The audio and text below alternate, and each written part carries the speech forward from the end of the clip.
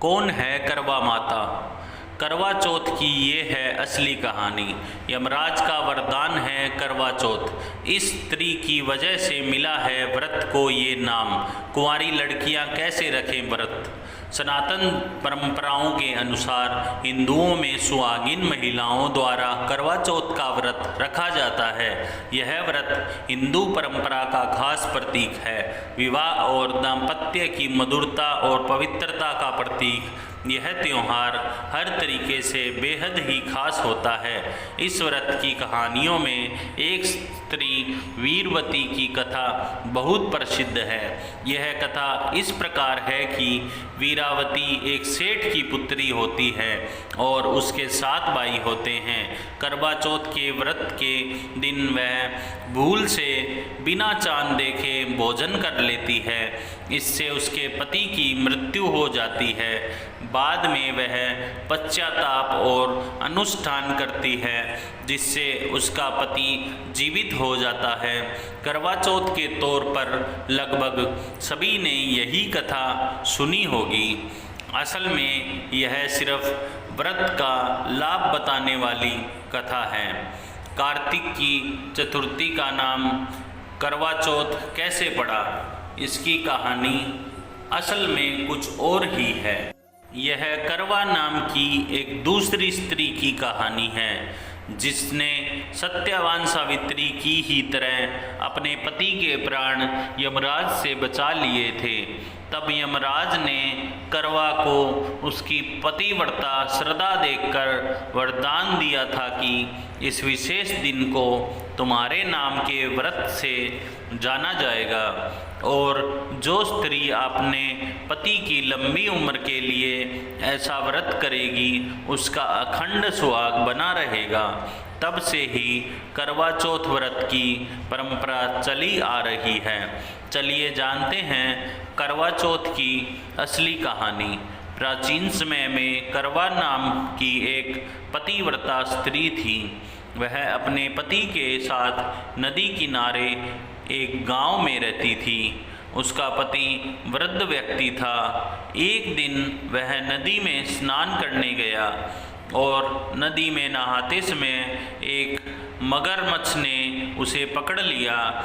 इस पर वह व्यक्ति करवा करवा चिल्लाकर अपनी पत्नी को सहायता के लिए पुकारने लगा। करवा अपनी पति से बहुत प्रेम करती थी तथा वह पतिव्रता स्त्री थी। अपने पति की चिल्लाने की आवाज़ को सुनकर करवा भागकर अपने पति के पास पहुंची और दौड़कर कच्चे धागे से मगरमच्छ को आन देकर बांध दिया।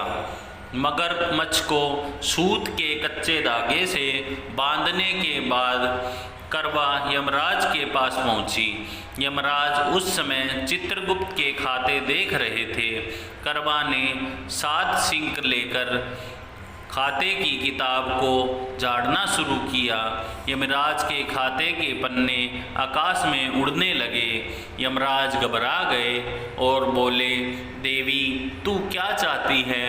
करवा ने कहा, हे प्रभु, एक मगरमच्छ ने नदी के जल में मेरे पति का पैर पकड़ लिया है।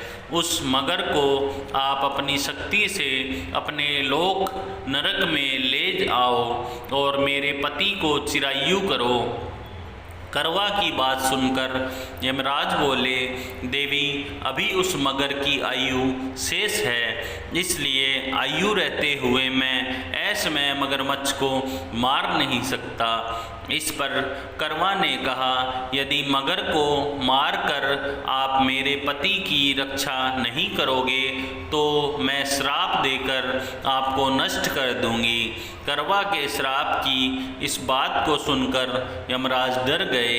तब यमराज करवा के साथ उसे नदी के पास आए जहां मगरमच्छ ने उसके पति के पैर को पकड़ रखा था। यमराज ने उस मगरमच्छ को मारकर यमलोक पहुंचा दिया और करवा के पति के प्राणों की रक्षा कर उसे दीर्घायु प्रदान करा।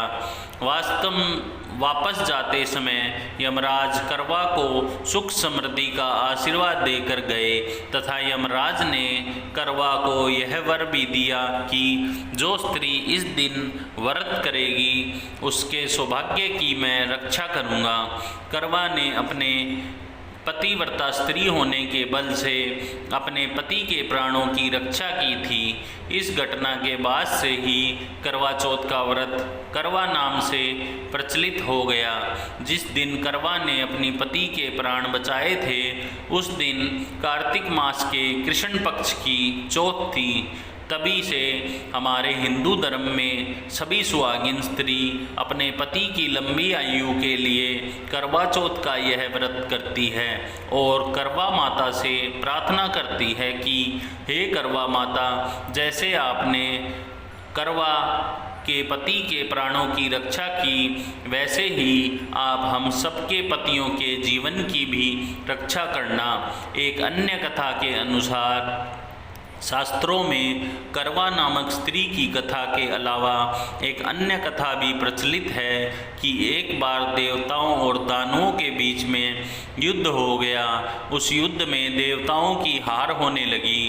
भयभीत सभी देवता तब ब्रह्मदेव के पास गए और उनसे रक्षा की प्रार्थना की। ब्रह्मदेव ने कहा कि इस संकट से बचने के लिए सभी देवताओं की पत्नियों को अपने अपने पतियों के लिए व्रत रखना चाहिए और सच्चे दिल से उनकी विजय की कामना करनी चाहिए। ऐसा करने पर इस युद्ध में देवताओं की जीत निश्चित हो जाएगी।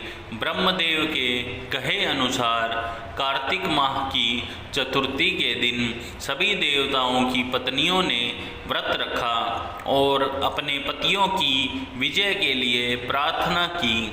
देवताओं की पत्नियों की यह प्रार्थना स्वीकार हुई और युद्ध में देवताओं की जीत हुई।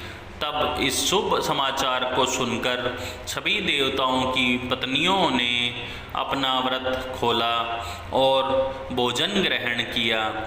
उस समय आकाश में चांद भी निकल आया था।